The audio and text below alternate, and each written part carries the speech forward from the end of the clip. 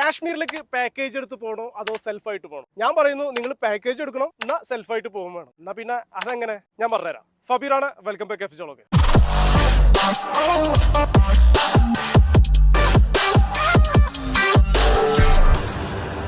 അപ്പോൾ നമ്മൾ പറഞ്ഞു വന്നത്, കേരളത്തിൽ നിന്ന് ഒരാൾ കാശ്മീരിലേക്ക് പോകുകയാണെന്നുണ്ടെങ്കിൽ അയാൾക്ക് എക്സ്പെൻസീവ് കുറയ്ക്കാൻ വേണ്ടിയിട്ട് പാക്കേജ് എടുത്ത് പോകുന്നതാണോ ലാഭം, അല്ലെങ്കിൽ സെൽഫായിട്ട് പോകുന്നതാണോ ലാഭം എന്നതിനെ കുറിച്ചിട്ടാണ് കേട്ടോ. ഞാൻ പറയുന്നു നിങ്ങൾ പാക്കേജ് എടുക്കണം, എന്നാൽ സെൽഫായി പോകും വേണം. അതെങ്ങനെയാണെന്ന് വെച്ച് കഴിഞ്ഞാൽ, നിങ്ങൾ കേരളത്തിൽ നിന്ന് കാശ്മീരിലേക്ക് പോകുന്ന ആൾക്കാരാണെന്നുണ്ടെങ്കിൽ നിങ്ങൾ യാതൊരു കാരണവശാലും കേരള ടു കാശ്മീർ പാക്കേജ് നിങ്ങൾ ബുക്ക് ചെയ്യാൻ പാടില്ല. നിങ്ങൾ ചെയ്യേണ്ടത് കേരളത്തിൽ നിന്ന് ശ്രീനഗറിലേക്ക് എത്തുക എന്നുള്ളതാണ്. എത്താൻ വേണ്ടിയിട്ട് നമുക്ക് രണ്ട് ഓപ്ഷൻസ് ഉണ്ട്. ഒന്ന്, നമുക്ക് ഫ്ലൈറ്റിന് പോകാം.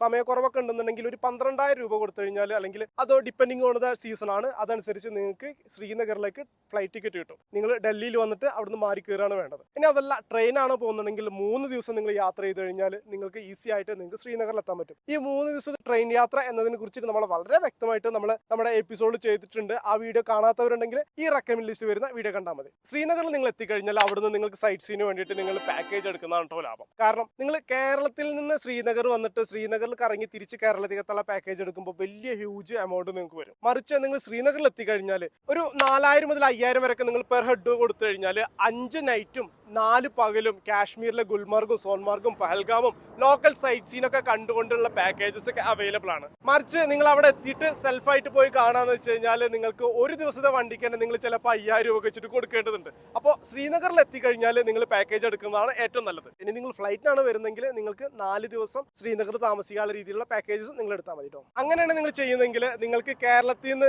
കാശ്മീരിൽ പോയിട്ട് ഫുഡും കാര്യങ്ങളൊക്കെ ഇൻക്ലൂഡ് ആയിട്ട് തിരിച്ച് കേരളത്തിൽ എത്താൻ വേണ്ടിയിട്ട് നിങ്ങൾക്ക് ഏകദേശം ഒരു 10 to 12, 13 ഈ റേഞ്ചിലുള്ള എക്സ്പെൻസ് നിങ്ങൾക്ക് വരാറുള്ളൂ. മറിച്ച് നിങ്ങൾ കേരളത്തിൽ നിന്ന് കാശ്മീർ പോയി വരുന്ന പാക്കേജ് ഒക്കെ നോക്കുകയാണെങ്കിൽ 25,000 രൂപ വരെയൊക്കെ നിങ്ങൾ കൊടുക്കേണ്ടതുണ്ട്. അപ്പോൾ ഏറ്റവും നല്ലത് നിങ്ങൾ കേരളത്തിൽ നിന്ന് ശ്രീനഗർ വരെയുള്ളത് പാക്കേജ് എടുക്കാണ്ട് പോയിട്ട് ശ്രീനഗറിൽ എത്തിക്കഴിഞ്ഞാൽ അവിടുന്ന് ലോക്കൽ പാക്കേജ് എടുക്കുക എന്നുള്ളതാണ്. ലോക്കൽ പാക്കേജ് ഇഷ്ടം പോലെ മലയാളികൾ അവിടെ ചെയ്യുന്നുണ്ട്. അപ്പോൾ നിങ്ങൾക്ക് ആർക്കെങ്കിലും ശ്രീനഗർ ടു ശ്രീനഗർ പാക്കേജ് ഒക്കെ വേണമെന്നുണ്ടെങ്കിൽ 9946 65 99 15 എന്ന നമ്പറിൽ നിങ്ങൾ വാട്സ്ആപ്പ് ചെയ്താൽ മതി. ഇതുപോലെ ട്രാവൽ ബഡ്ജറ്റായ വീഡിയോസിന് വേണ്ടിയിട്ട് എഫ്ജോളോഗസിന്റെ അക്കൗണ്ട് ഫോളോ ചെയ്യാം.